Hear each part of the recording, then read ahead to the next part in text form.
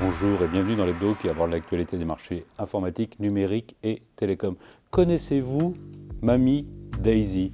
C'est une intelligence artificielle créée par la société O2 pour répondre au téléphone lorsque des pirates vous appellent. Et l'idée, c'est de les garder le plus longtemps possible en ligne. Et il paraît que Daisy arrive à les garder jusqu'à 40 minutes en leur parlant de ses chats, en leur racontant des histoires. C'est une intelligence artificielle qui utilise à la fois des réponses toutes faites et à la fois de la génération de textes à la volée pour avoir l'impression qu'on parle à quelqu'un et que les pirates se trompent un petit peu. C'est effectivement une très bonne chose pour se protéger un petit peu des appels pirates intempestifs, mais ce qu'il faut bien se dire, c'est que les pirates sont déjà en train d'explorer ce genre d'outils pour avoir une intelligence artificielle qui appelle automatiquement à leur place.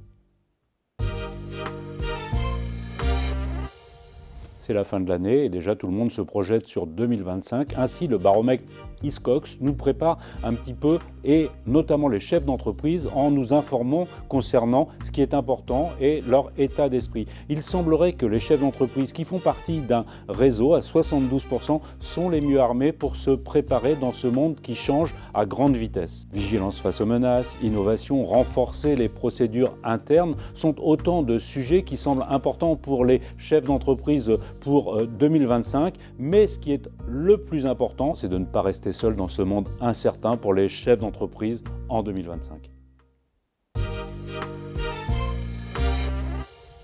Aujourd'hui, nous faisons bien évidemment beaucoup de réunions, beaucoup de calls, et il y a souvent un invité supplémentaire qui est une IA.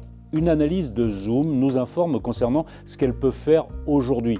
Bien évidemment de la transcription de texte, bien évidemment des synthèses globales et bien évidemment en temps réel la capacité de nous aider à évoluer dans la réunion en nous affichant un certain nombre de highlights ou d'informations ou de thèmes ou de sujets à aborder et à ne pas oublier. Bien évidemment, Zoom nous dit qu'ils sont les plus performants avec un taux de transcription, de réalité de transcription de 84%, loin devant Copilot et loin devant Teams. C'est ce que nous dit la société Zoom. Dans tous les cas, l'idée, c'est d'optimiser le temps qui est passé dans ces réunions, de les rendre le plus fluide, le plus efficace, le plus utile possible. Et il faudrait peut-être commencer par en faire un petit peu moins et peut-être aussi les raccourcir.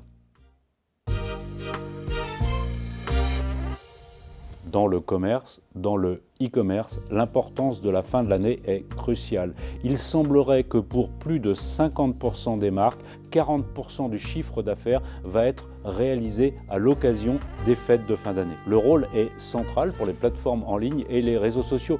92% des vendeurs voient ainsi Amazon comme un système de vente, comme un canal de vente incontournable pour cette fin d'année. Bien évidemment, l'utilisation de l'intelligence artificielle est à tous les niveaux. Il faut pour les marques à la fois optimiser les stocks, optimiser les prix, optimiser les livraisons avec une quantité de données effroyable à gérer. Et bien évidemment, c'est la spécialité de l'intelligence artificielle qui va les aider. Aujourd'hui, il faut noter que 80% des marques utilisent l'intelligence artificielle dans tout leur process de vente en ligne. Et enfin, pour Avast Market, 60% des marques envisagent d'utiliser des formats vidéo pour promouvoir leurs marques et leurs produits au moment des fêtes durant cette fin d'année 2024.